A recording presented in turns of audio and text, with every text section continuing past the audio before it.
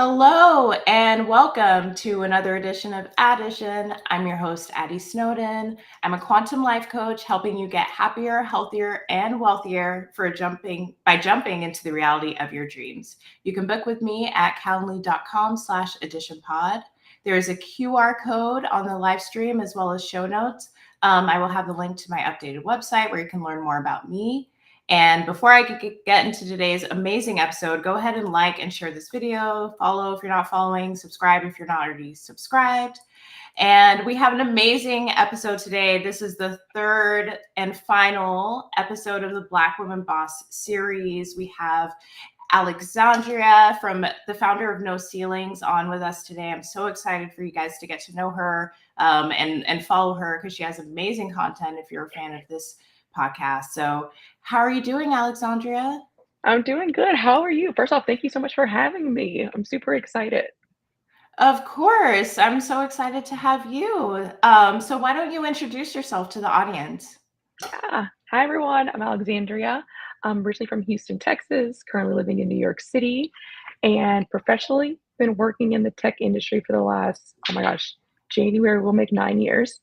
And within that, have had some amazing opportunities working in operations, a little account management, sales, and currently a senior program manager at Google. Wow, that is amazing. So 9 years in the tech industry, a bunch of different positions. So how about like your current role? You're a senior program manager at Google. Tell us a bit about the journey that it took to get there. Yeah, absolutely. So it all started from like a college career fair. Amazon was recruiting for an operations program. And I like to call this out when I say operations, like actually working in one of the Amazon fulfillment centers. So doing 4 days on, 3 days off, overseeing a team of like 30 to 40 associates and really getting those packages in the door and out the door. So did that for about a year and a half. And then that's when I looked to make the pivot into corporate, which I know we'll jump into later, some challenges and triumphs. And with making that pivot, moved into like a business development role. My goal was just to like get in. And so popped on over. And then after that, that's when I got my break into program management by like really working on improving processes for the customers. And I was at Amazon for about 4.5 years before making a move to Uber Eats specifically. It was April 2020, so pandemic was just kicking off, and Uber Eats was initially like the smaller business of Uber, but with the world shut down, nobody was driving and everybody was ordering online. So exponential growth in the product, the business, very scrappy environment. Did that for a while. And the market at that time was booming. So I was like, why not look for another opportunity? And then pivoted over to PayPal, and there was fintech, which was a totally different experience. I guess I didn't know like the levels of like approvals and how like long it took to roll things out when you're working in the financial tech industry. So learned and built up a different set of skills there. And then saw Google online on LinkedIn. Saw the role, was like, oh, I like this program management, improving customer experience. And yeah, refined my resume, worked on my LinkedIn profile to make sure it aligned. And then I cold applied, ended up getting through to the interview process. Wow, that's such an amazing journey. And to go from, running operations at the warehouse level at Amazon to pivoting into tech, working at some of the biggest names, Uber, Google, etc., and also blind applying to Google and just saying, I want to work there and seeing a job on LinkedIn. Like all of those steps are really inspirational and uh, just great to hear. So now that you're at Google, you've achieved, major career goals. You're a senior program manager. What made you decide to pursue entrepreneurship in addition to a 9 to 5? Yeah, I think a big thing to me is one grounded in like from my mom, always seeking out opportunities to help others. And I've always had a passion around like the career development process from like looking at internships, looking at resumes. This was like, I think I looked the other day, I created my LinkedIn in like 2011 before what it is today. And just like knowing that there's multiple avenues that people can take And it's really kind of up to you in a lot of ways to like kind of create where you want to go, where you want to pivot. And so always had that. And then throughout the years, I've just helped friends on resumes, helped them prepare for interviews. And I was like, you know what, why not turn this into a business where I can proactively like promote and say, hey, I want to help with these services rather than kind of waiting for friends to reach out. And then another big thing is around diversity in tech. Um, Very few African Americans throughout the entire industry. And so, really happy to see and to be able to play like a role in helping guide, like give career advice or help a resume and really kind of share the knowledge and tips I've learned from working at these companies and participating in interviews and giving that back and trying to help create that, open that door for other people as well. Yes. Well, that's amazing. I love that, helping people, helping diversify tech as well as helping people with their career, something you're already doing. And then you're thinking, hey, let me turn this into a business. That's always inspiring. So you told us a little bit about your business. Please tell us Oh, more. oh, sure. Yeah, so the business has definitely evolved. It officially became in October 2022. And as you know, this job market has been weird, wonky to say the least, since kind of that year. That's when a lot of like the mass layoffs started beginning. And so a lot of my focus initially was on mock interviews, but a lot of it is now pivoted to resumes. A lot of people are on the job market who haven't applied in a while. So they're like, what do I even put on here? How do I communicate impact? My particular role, job title doesn't match this role, but I've been doing this in my day to day. So a lot of the efforts now have been around like resume content updates and then some full resume revamps from scratch. So formatting it all has been like the bulk of the business. And I've helped over 100 plus clients since becoming official in October 2022. And it was so exciting. And it's definitely evolving, it's growing. And I like it because I'm still learning so much from the people that are actually in the job market. Like, what are you seeing? What's the feedback you're getting on your resumes? Because that's also helping me like keep abreast of what's happening like in the market in real time, since I'm not out there actively applying right now. So it's been super fulfilling, I think, to help people see like the great work they've been doing by helping them really comb out like, let's talk about your projects that you've done, and then like let's put that story so everyone can see it in your resume and in your LinkedIn profile. Yeah, no, that's amazing. It's like resume, the craft of a resume is so important now more than ever. And even with like AI tools, it doesn't, the AI tools did not solve the problem of like making that resume perfect to get that perfect role. Like, can you share any like preconceived notions or tips for the audience, like just briefly on how they could be doing their resume differently? Yes. Okay, one big tip, do not list the roles and responsibilities or like the task that you do in your day to day. So, for example, I'll read a resume that says complete weekly reports to sales leadership. And I'm like, what was the impact? Like, how did this matter to the business?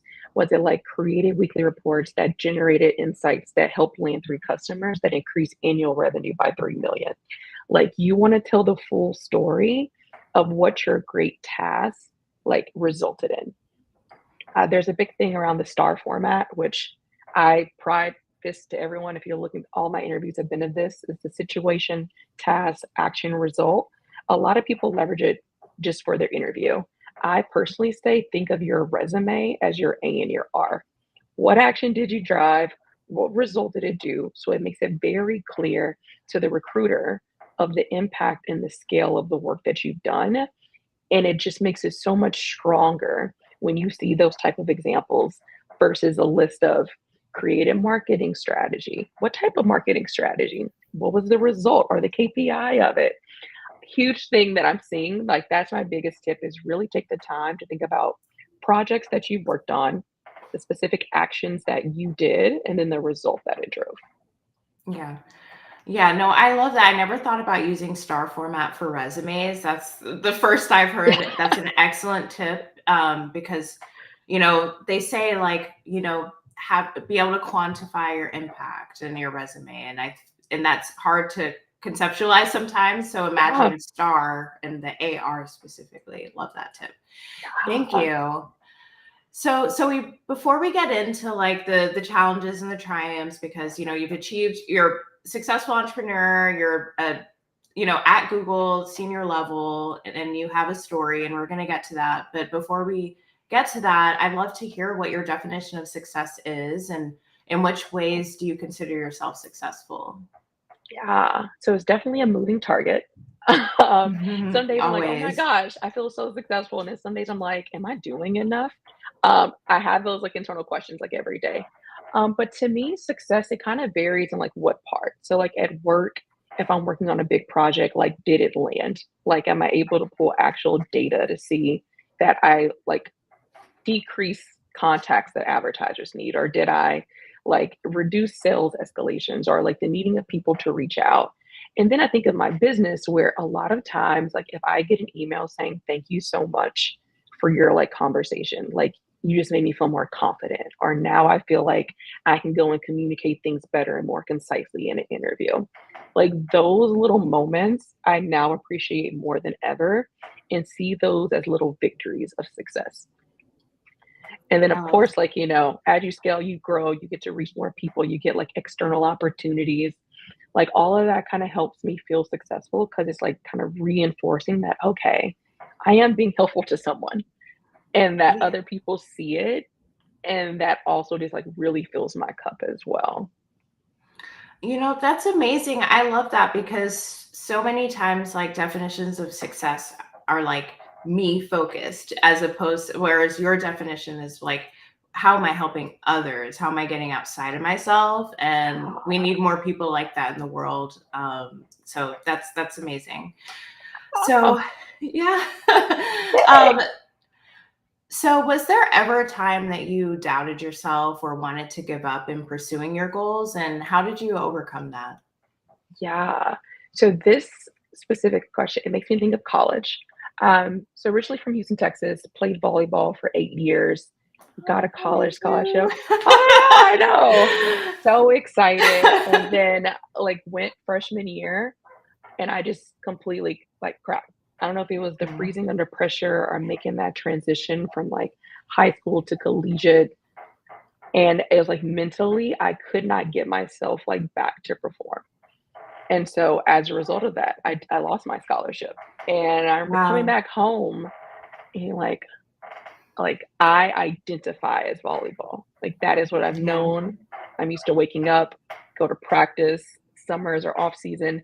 Like you get so conditioned in this process that you've Yeah. always done. I didn't know who Alexandria was. Like, did I have goals? Like what like it was this Yeah. school, like I don't know. And I remember coming back home. I worked retail for a bit because I was like, okay, I guess I'll do this. Oh my God, it's like work retail. And then I was like, okay, you don't have to know like long term, but something that you said you wanted to do was to get your degree. Yeah. And so after a year of like just working, trying to figure things out, I slowly started taking classes while working part time and Wow. continued doing that. I did some volunteering at like our health museum, and I did like birthday parties because I was like, okay, this is a little side hustle, and I was like walking through the body.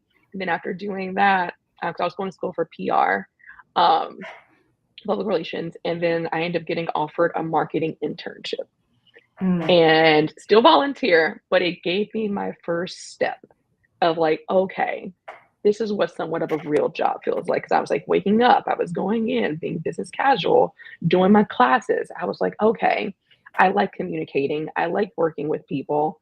I really love like creating a story for a brand. And like, it was just like kind of these pieces were slowly coming together. And I finally felt like, okay, I'm figuring out who I am again. But I remember feeling embarrassed, like, okay, my story has always been like, oh, she plays volleyball, she does this.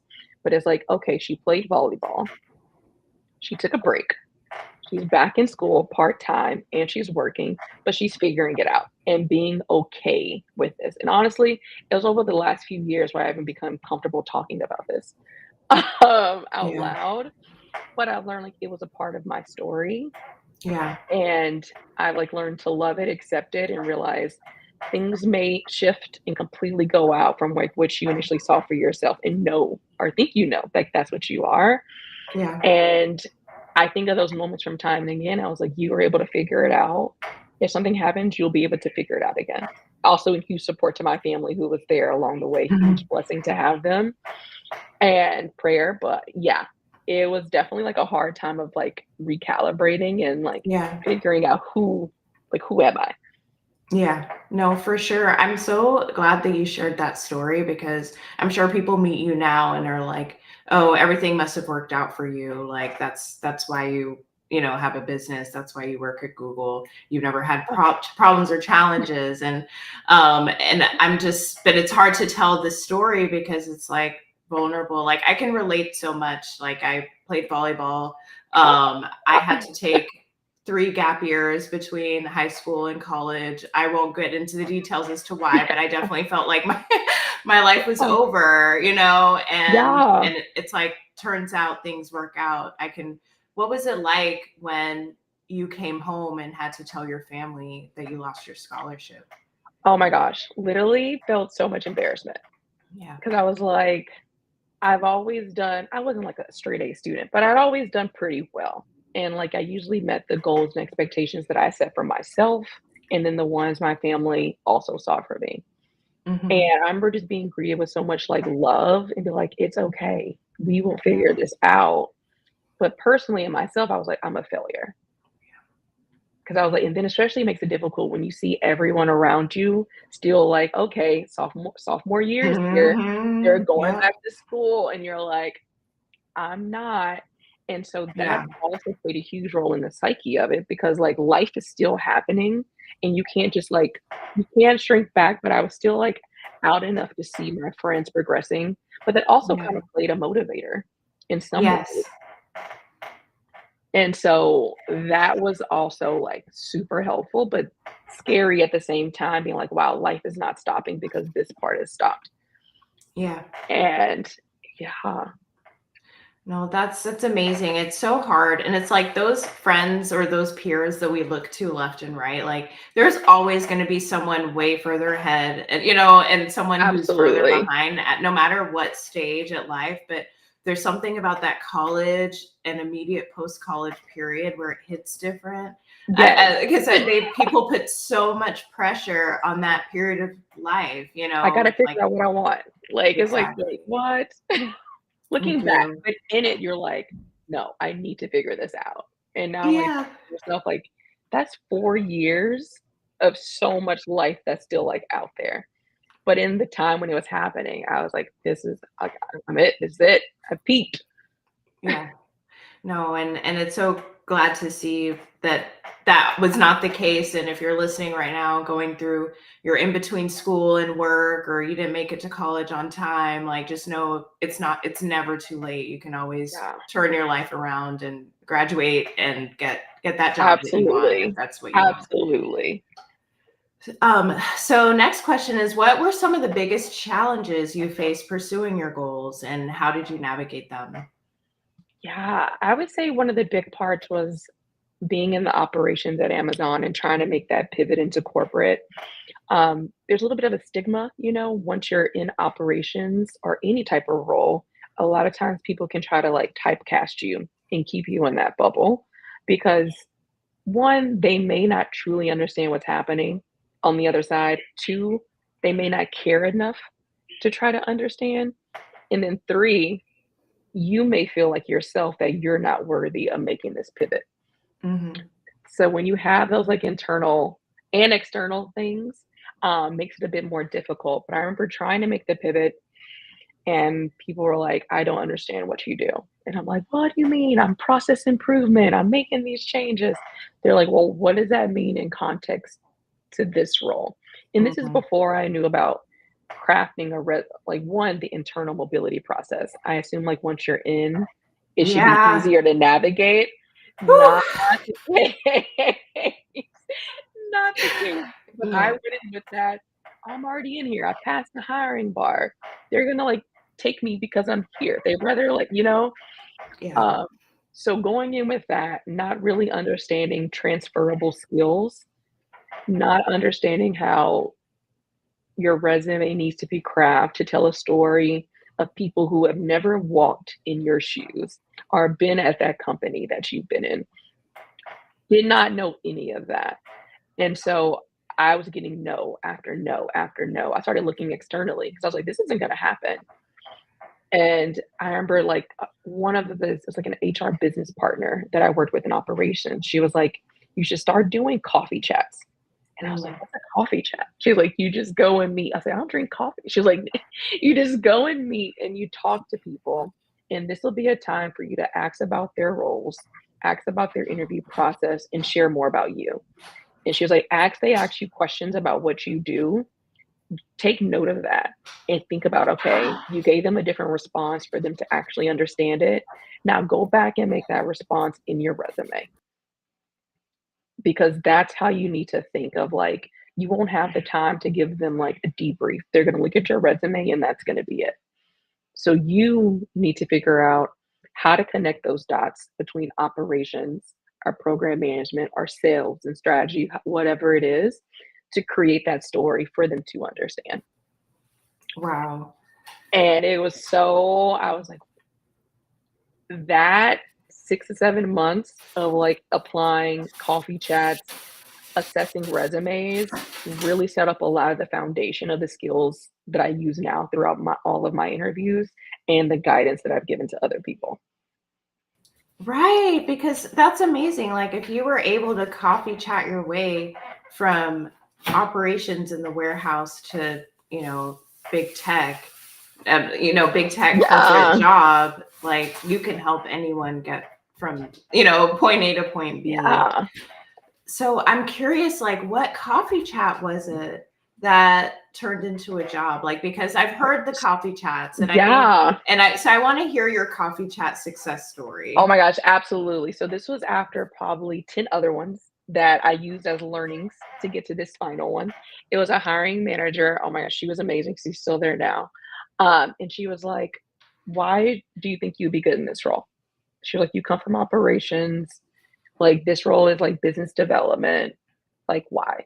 And I remember sitting there, I was like, okay, the role that I was looking into was basically about like helping customers improve their experience and make their lives easier. High level. My job in operations was to be an advocate for my team and remove blockers and barriers to help them achieve their day-to-day goals. And I was like, this is my connection. And I was like, the difference is like I'm doing this in my day to day, but like when it comes to collaborating, I'm working with different team members that work on my particular shift, ones that work after. I'm looking at data analysis to kind of see where am I seeing like spikes in performance, lower performance. I'm looking at where the breakdown is from like is it the beginning of their process to end. Now, when I think of an actual customer, it's the sign up process, it's onboarding, it's checkout and then slowly connecting those. And I remember her being like, this was such a great conversation.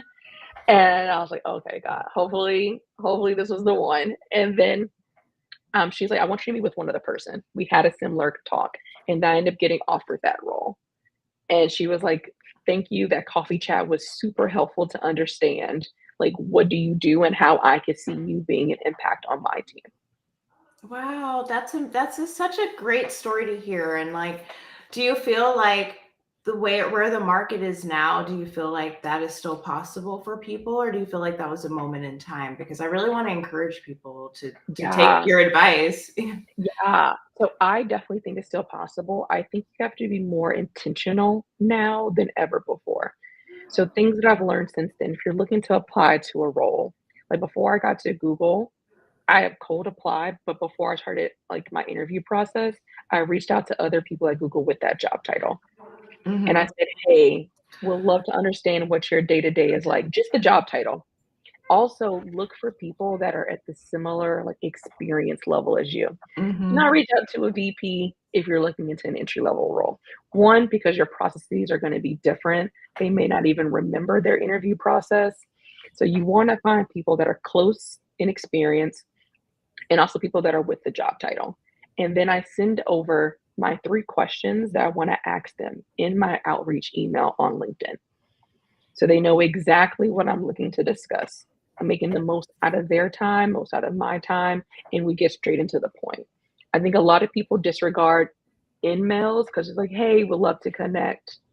Yeah. About what? Right. What do you want to learn? Exactly. What are some Gotta questions? add some meat to it. Yeah, yeah, Yeah. Yeah, no, I love that. So definitely still reach out for coffee chats, but at your peer level, to people with similar experience, and be very clear about the things that you want to find out in this chat.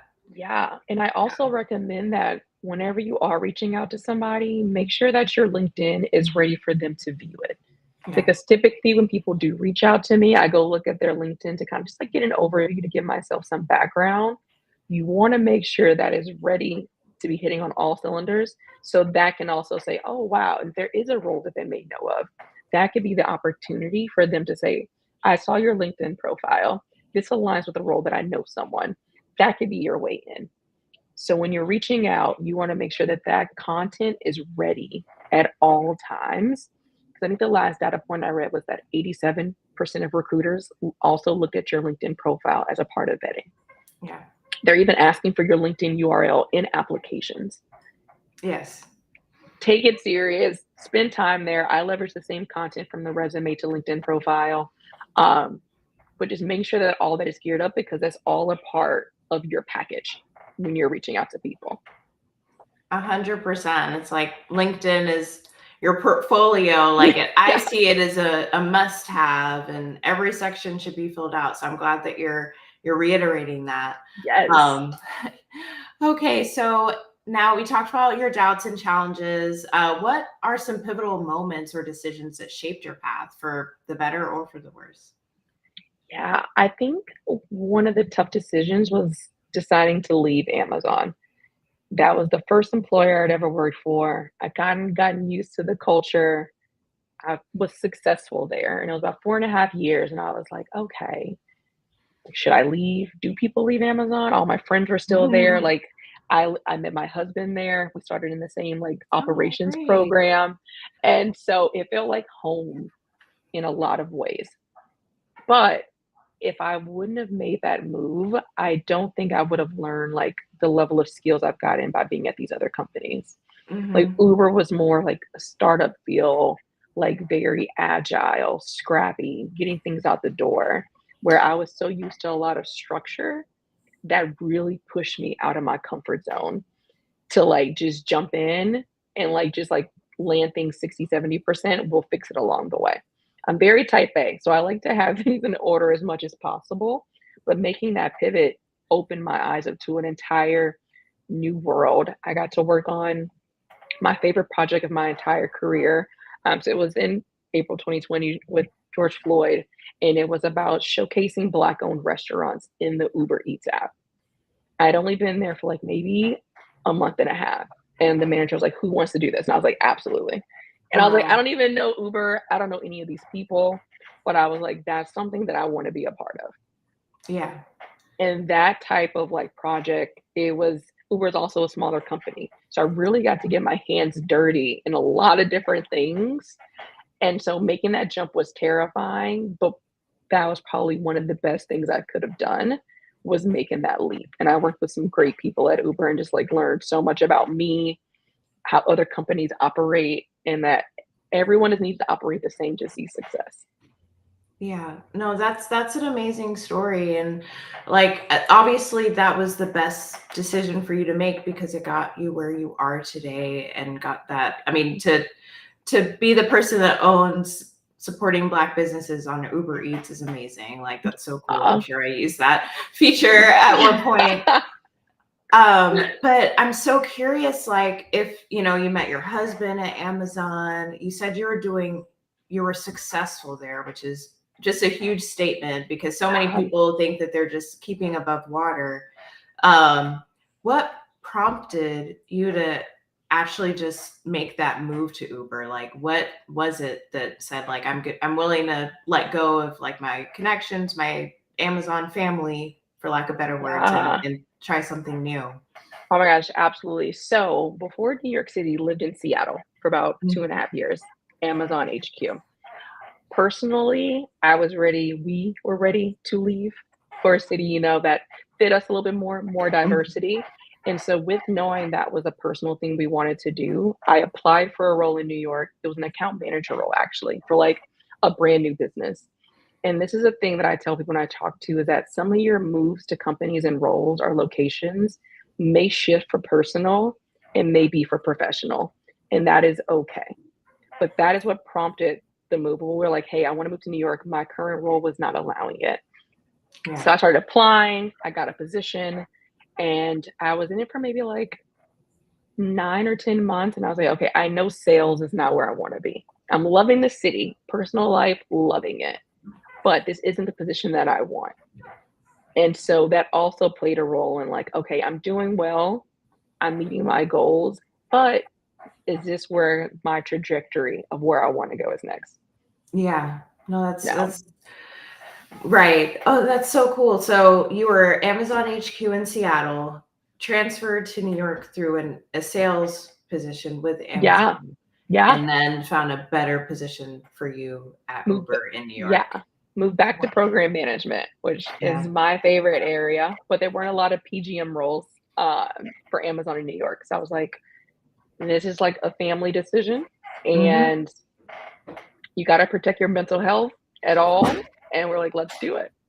Yeah, no, for sure. And I love that you talk about like some career decisions are personal versus work decisions. And I think people need to hear that more. Like, Yes. I think right now, especially in the market, it's like, the job comes first. And it's like, if the job's in Seattle, we're in Seattle. And, as Yeah. opposed to thinking about what's best for you and your family. Yeah. Yeah. So And it's that's so, tough and it mhm. shifts, I think because we met in operations in Baltimore, lived there for a bit, and then we went to a warehouse in Charlotte, North Carolina. Then we went to a warehouse in Dallas, and then ended up making it to corporate in Seattle. And so at that time, we were like, let's just go, let's just pop around. But then at one point, we were like, okay, we want to feel like a little bit more at home. He's from New Jersey, and it's like, it's New York, like, it's New York. But yes, I tell people even when you think of like promotions and all like the job ladders, everything doesn't need to shoot up. If you need to kind of pivot sometimes because like you said, this is what's best for you and your family, that should be a very important part of the decision making process. And I know that's like a Totally. personal decision for every single person. And so people ask me, I'm like, oh, look, I wanted to move to New York. So I loved being a program manager. Like that role at Amazon and my phenomenal manager like taught me the basics of how to operate. But I was like, this is going to be the next move. So Yeah. definitely be open to that. I always tell people if you can move career wise, Seattle was probably one of the best things I've done because it's HQ. You get a lot of FaceTime, all of that. And I was okay after 2.5 years though. Yeah, no, for We're sure. good. It's enough time, It's like I feel like I like that you also jumped around. It's like people need to normalize like changing jobs Yeah, every couple years. Like do so it. Do it. Whether it's personal, money motivated, like I always tell people, ask yourself kind of what's top of mind for you. Like when I graduated college from Houston, University of Houston, my goal was to get to DC.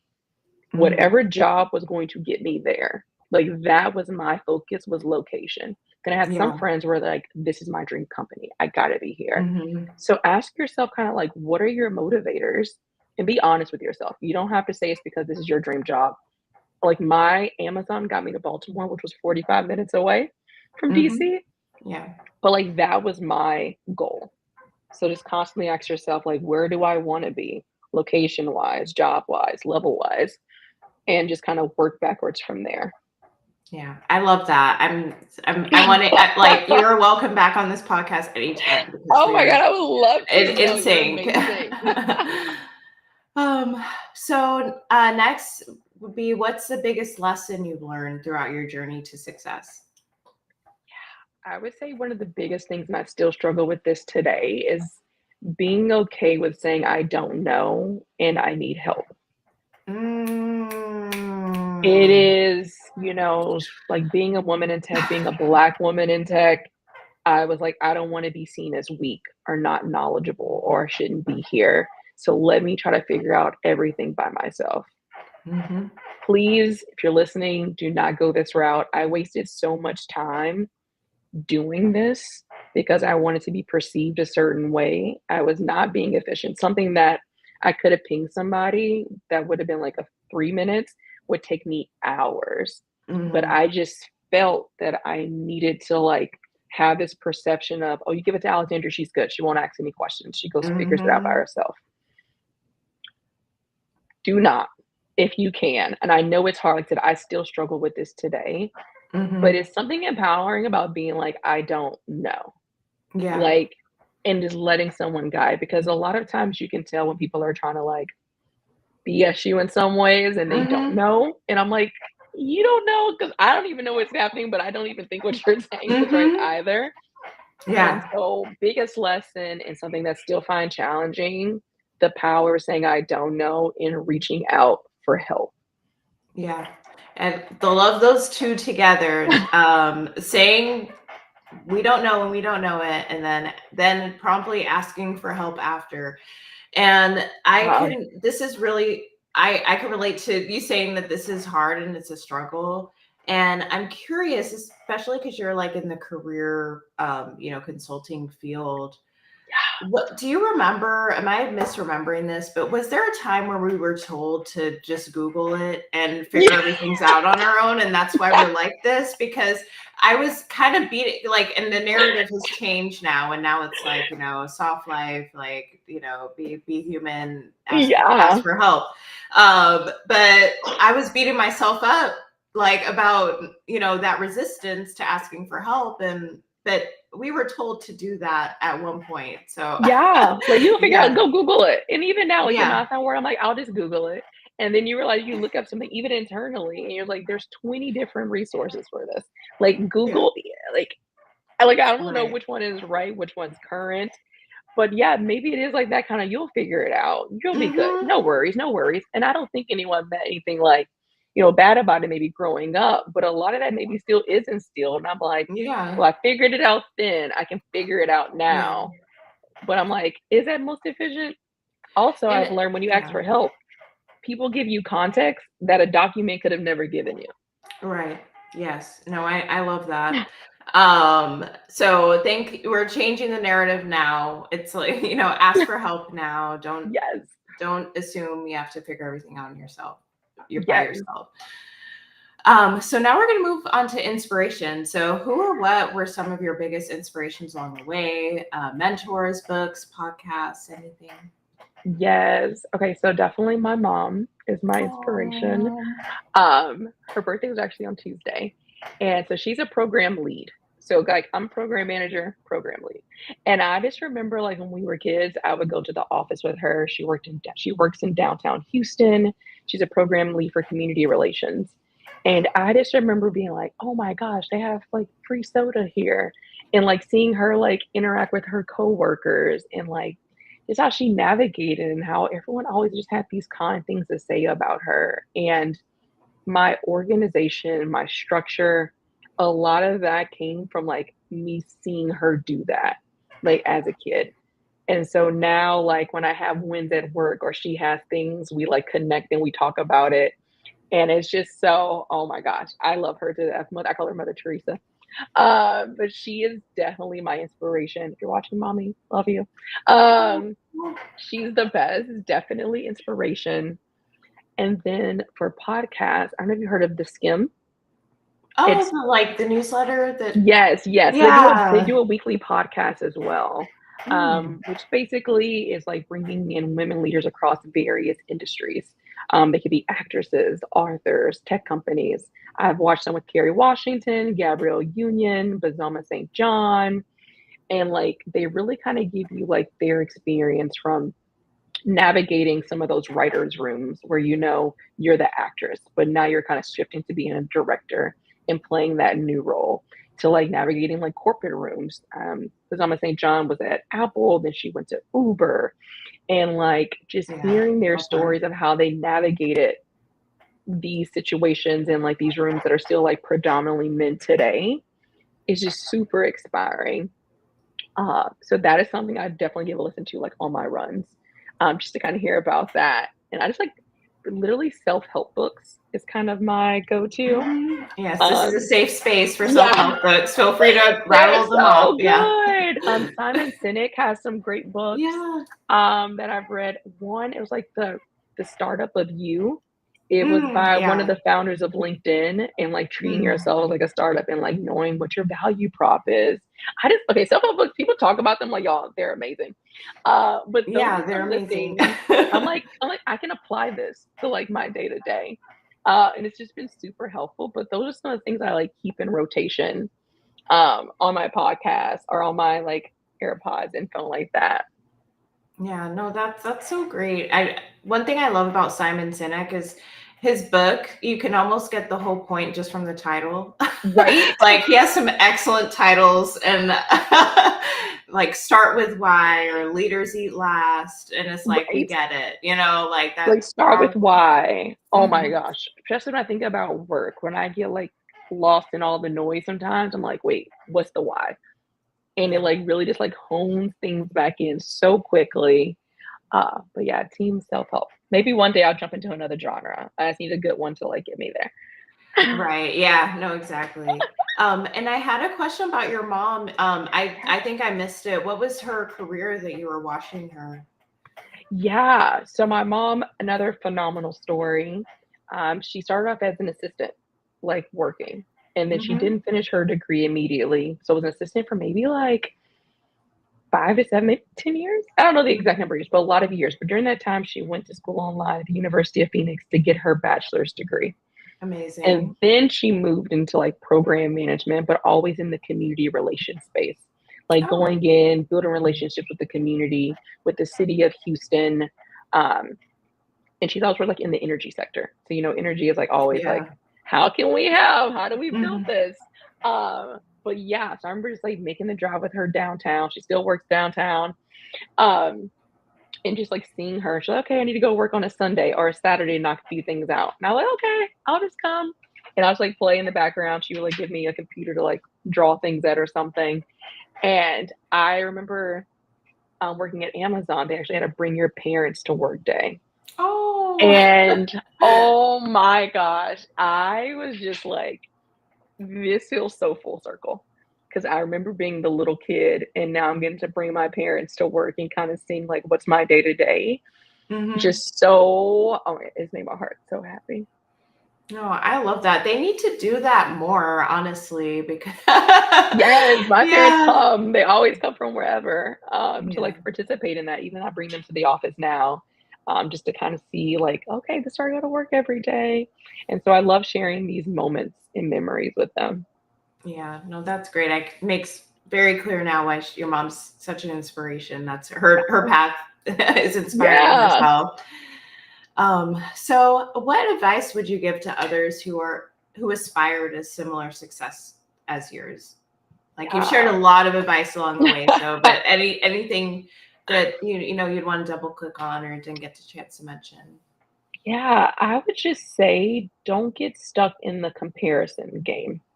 Success looks different for everyone, and there is no one right path to success.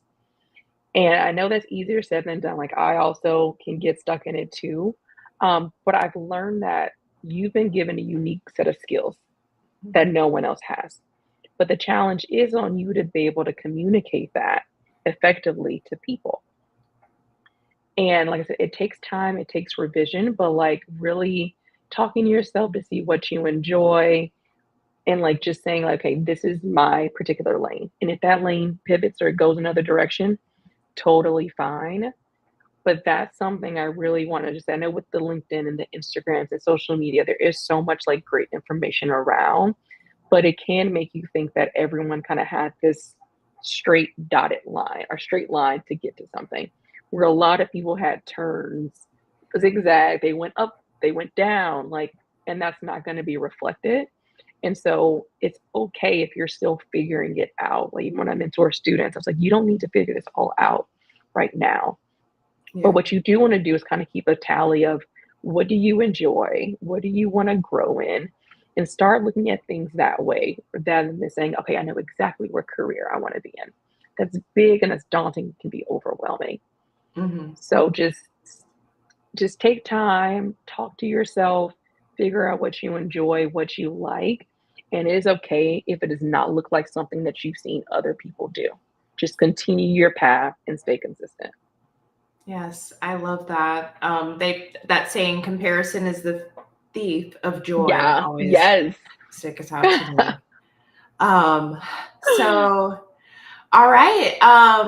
What are your goals? We're looking ahead now. So what are your goals Yeah. for the future and what impact do you hope to make either at work or with your business or both? Yeah, so I would definitely say for business, like a goal for like I'm thinking like just 2025 is definitely try to get more like platforms like this that I have the opportunity to speak at or speaking engagements. Because I think if you can like reach more people at one time, that can be super helpful because everyone may not get on LinkedIn. Everyone may not like know where to tune in or what Hmm. networks or podcasts go to. So like this year I had a great opportunity to speak like at the Female Quotient, which is an organization that's really Amazing. looking to like, even out playing field with us and men for a panel around advocating for yourself. And then at another conference, Values in Tech, where I was on a panel for transferable skills. Amazing. And so during those engagements, I get to meet people after, I get to connect with them on LinkedIn. They reach out and follow up. And it's like, this is where we start getting these important conversations going. And so just any opportunities that kind of jump like that, super excited to engage in those. And then work wise, continue looking to be challenged. I think I feel good when I don't know exactly what my next day is going to look like. Once those days all start looking the same, then it's like, Hmm. okay, Yeah. something right here isn't right. And so right now, every day is looking very different. Every week, every hour, some days. So I'm hoping to keep that, and then also keeping having great leaders that from my manager, director, to continue like advocating for like what I'm looking for to grow in.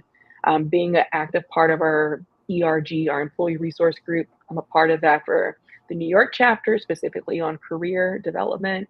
So leaning into that more because I think getting into companies is one part, but like, what do we do to like thrive and Hmm. grow and Yeah. stay is like the Yeah. next part.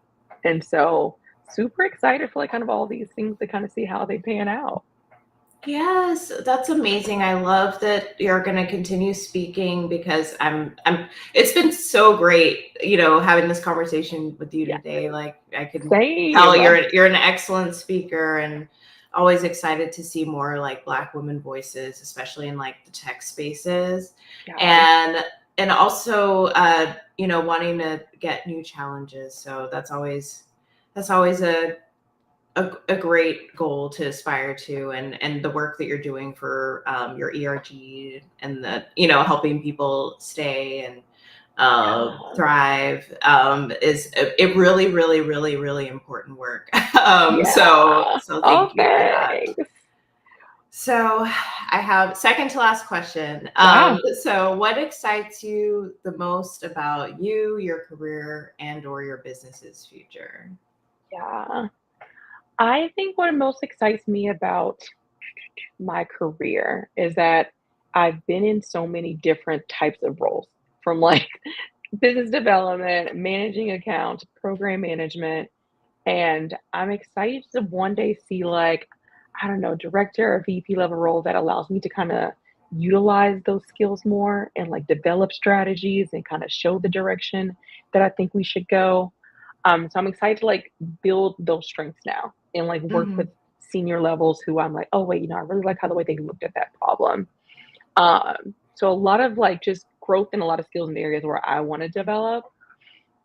And then business wise, like I said, I think it's a big thing of like doing the external engagements, but another part is like reaching as many people as I can through LinkedIn, through the engagements, and kind of building out also like a new strategy in 2025 for no ceilings.